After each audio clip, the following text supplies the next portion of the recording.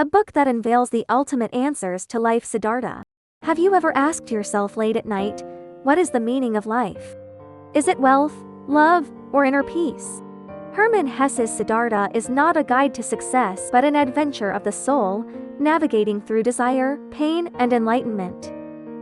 This slim novel has sold over 10 million copies worldwide, translated into more than 50 languages, inspiring minds from Thoreau to Steve Jobs. Today, let's step into Siddhartha's world to see how a confused youth becomes an enlightened soul, helping you find your own answers to life. Introduction: Why Siddhartha is worth reading. Siddhartha tells the story of a Brahmin's son in ancient India searching for life's meaning. He abandons privilege, endures asceticism, worldly pleasures, and despair, only to find enlightenment by a river. This is not a distant myth but a reflection of everyone's inner journey. Hesse blends Eastern philosophy with Western literature in poetic prose, creating a timeless allegory. Whether you're a busy professional or a lost young adult, this book invites you to pause and reflect on your life's path.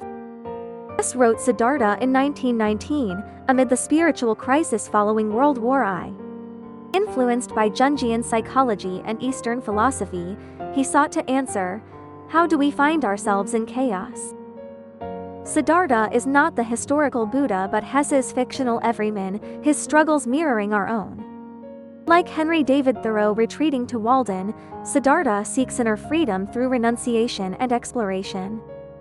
The book's charm lies in not offering fixed answers but inviting you to walk with Siddhartha, feeling his choices and awakenings. Reading Siddhartha is like looking into a mirror, reflecting your desires and doubts. Hesse writes, wisdom cannot be taught, but it can be awakened. This book is a lamp, illuminating the corners of your heart. Are you ready to follow Siddhartha and explore the deeper meaning of life? Let's dive into his four-stage journey and witness his transformations. Background: Hesse and the era of Siddhartha. Hermann Hesse was born in 1877 in Kahl, southern Germany, to a devout Christian pastor father and a mother with missionary ties to India. This religious upbringing exposed him to Eastern and Western cultures but sparked his rebellion against dogma. As a teenager, he fled seminary, worked as a bookseller and clockmaker, searching for his identity. In 1899, his poetry collection Romantic Songs gained attention, but Peter Kamenzind and Siddhartha brought him fame. Siddhartha was written between 1919 and 1922, during Europe's moral and spiritual crisis after World War I. The war's devastation led people, including Hesse, to question traditional values.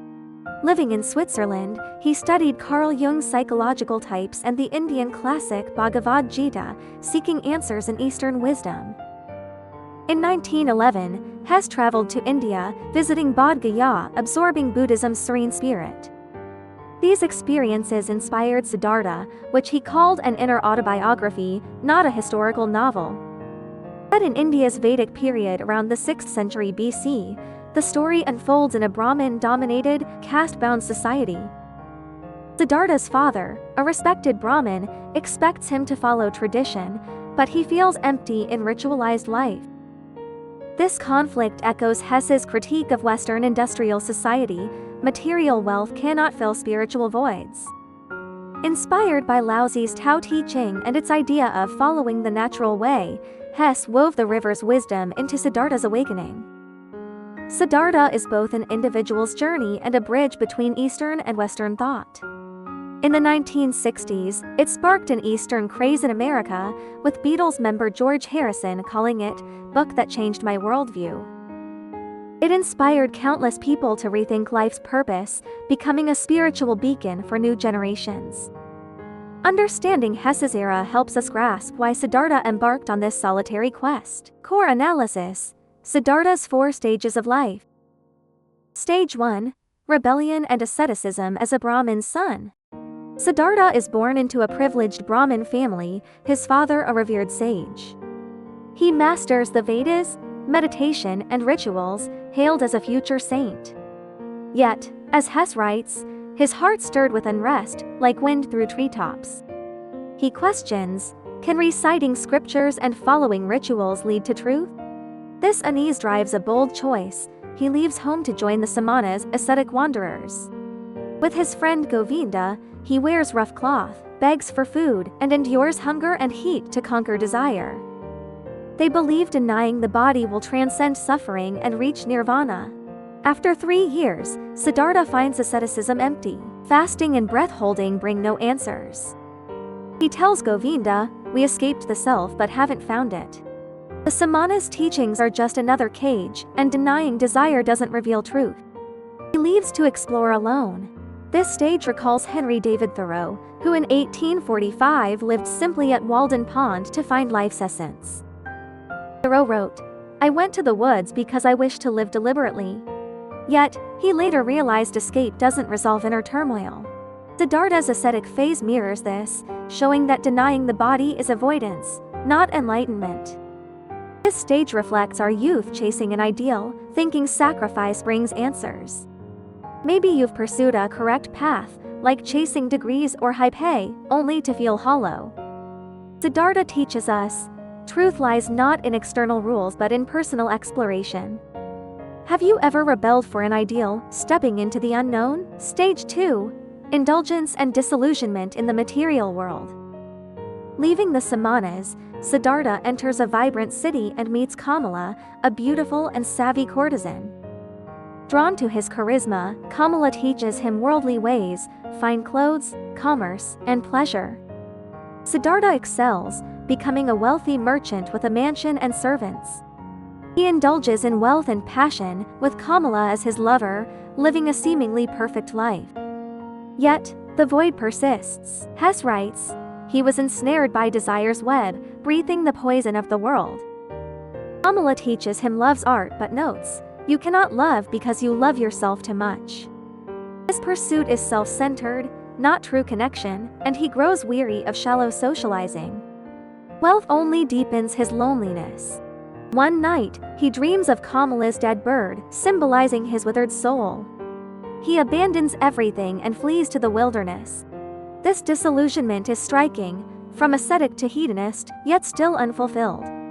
This stage evokes Steve Jobs, who in the 1970s sought spiritual answers in India, only to later chase power and success in tech. Ousted from Apple in 1985, he called it his most painful yet transformative moment, forcing him to rethink life's purpose. Siddhartha, too, finds emptiness at wealth's peak, his departure a return to his inner self. The material world tests us all. We've all chased possessions or status, thinking they'd bring joy. Perhaps you've worked overtime for a dream job, only for happiness to fade. Siddhartha reminds us, true wealth is within. Have you ever lost your way chasing external rewards?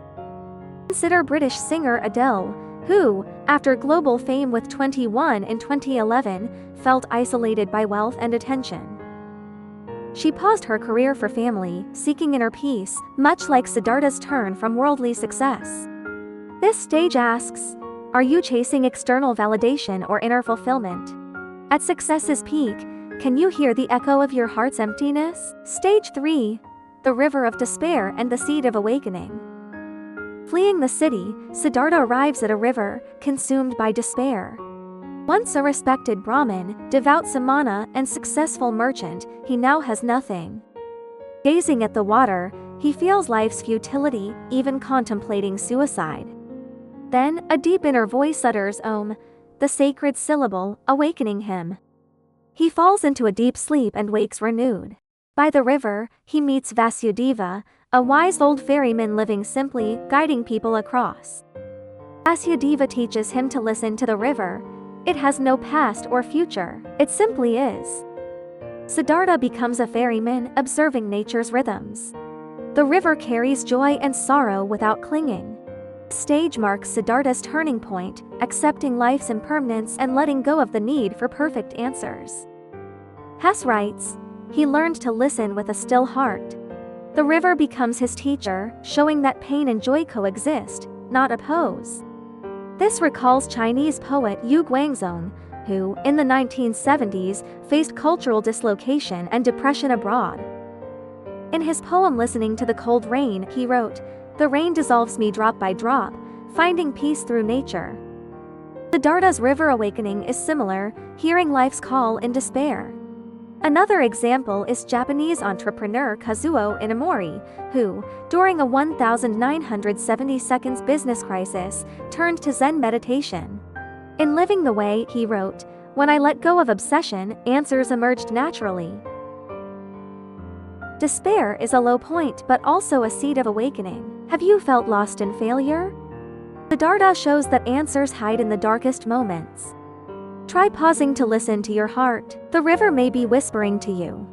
This stage also echoes psychologist Viktor Frankl, who survived Nazi camps by finding meaning in suffering. In Man's Search for Meaning, he wrote, "Despair is suffering without meaning." Siddhartha's river awakening transforms despair into meaning, dancing with life's flow. Stage 4. Love and the fulfillment of enlightenment. Siddhartha's peaceful life shifts when Kamala arrives with their son, young Siddhartha. Bitten by a snake on a pilgrimage, Kamala dies, leaving the boy with Siddhartha. He tries to shower his son with love, but the boy is rebellious and angry, rejecting his father's simple life. The boy steals money and flees to the city, breaking Siddhartha's heart. Chasing him to the river, Siddhartha, guided by Vasudeva, learns to let go. He realizes love is not possession but respecting another's path. This experience brings him closer to enlightenment. Back at the river, he hears its voice. The river is both origin and end, pain and joy as one. He sees good and evil, life and death, as parts of a whole. At the story's end, Siddhartha reunites with Govinda, now a monk following the Buddha's teachings, yet still seeking. Siddhartha tells him, "Don't chase goals, they're already with you." Govinda gazes at Siddhartha's face, seeing life's endless cycles, and finds enlightenment. This stage recalls Nelson Mandela, who, after 27 years in prison, learned forgiveness.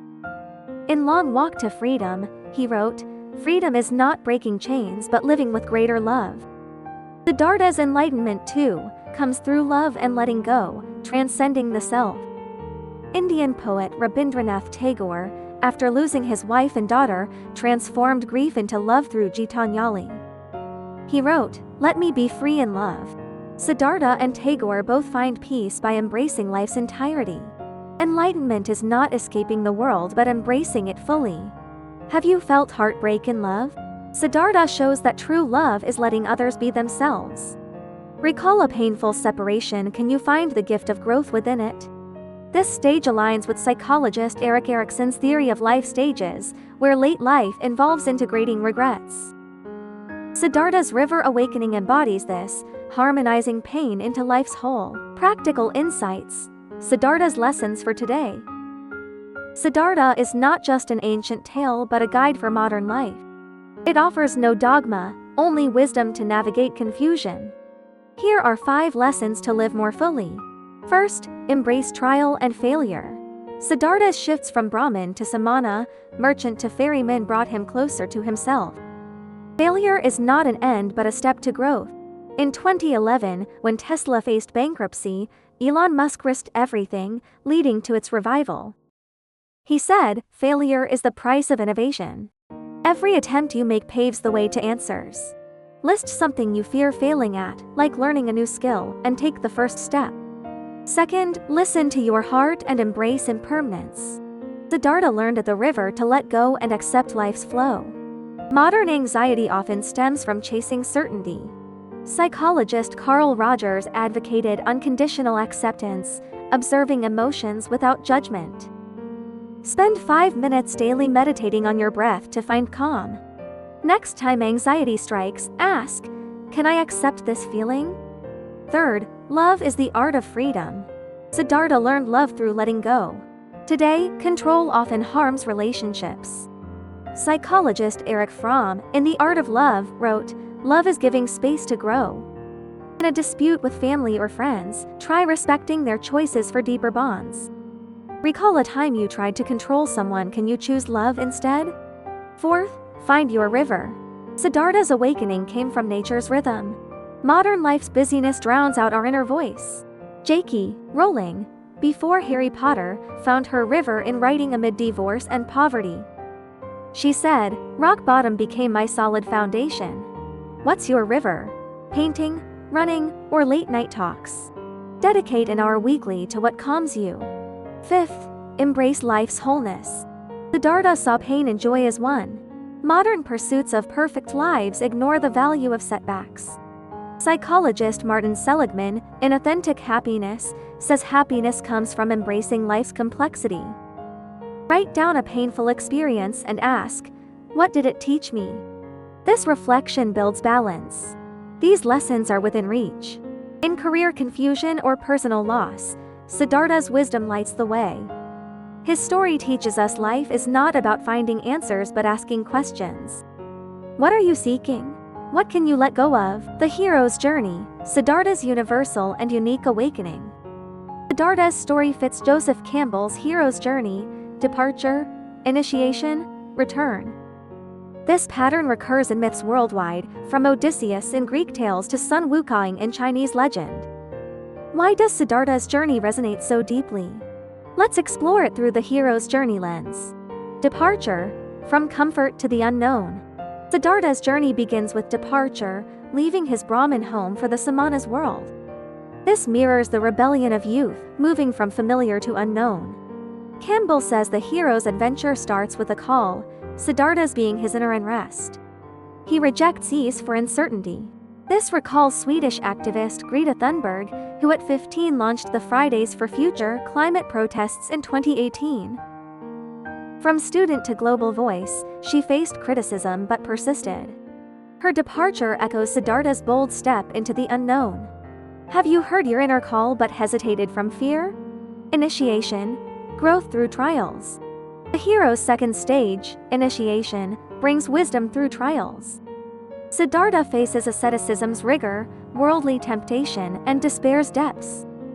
Each failure deepens his self-understanding. Campbell notes heroes awaken in the abyss, Siddhartha's being his river despair, where Om sparks enlightenment. This evokes Chinese entrepreneur Jack Ma, who, after repeated failures in the 1990s, founded Alibaba, transforming global commerce. He said, "Today is cruel, tomorrow crueler, but the day after, beautiful."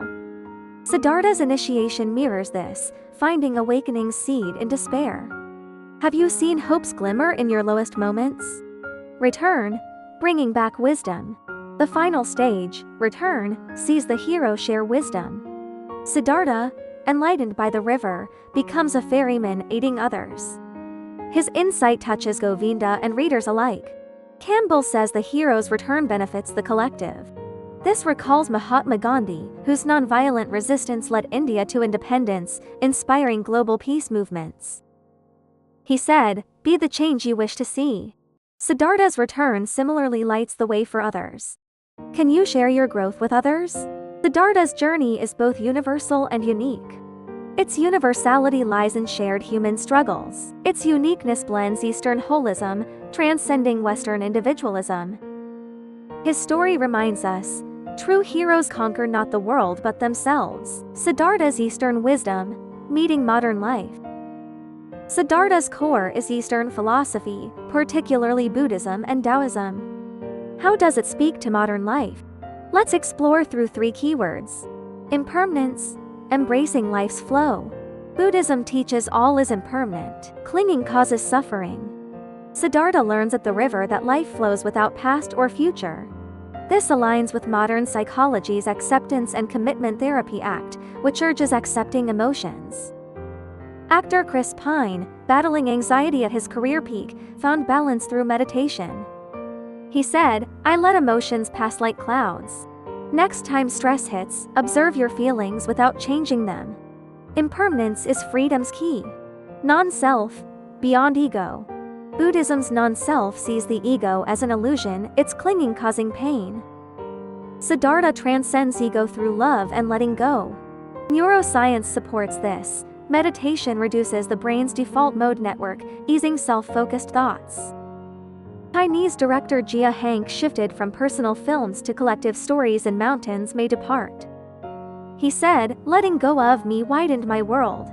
In collaboration, try dropping your ego for new possibilities. Emptiness, life's wholeness. Buddhist emptiness means interdependence, not nothingness. Siddhartha sees pain and joy as one in the river. Taoism's Huangzi echoes this: heaven, earth, and I are one.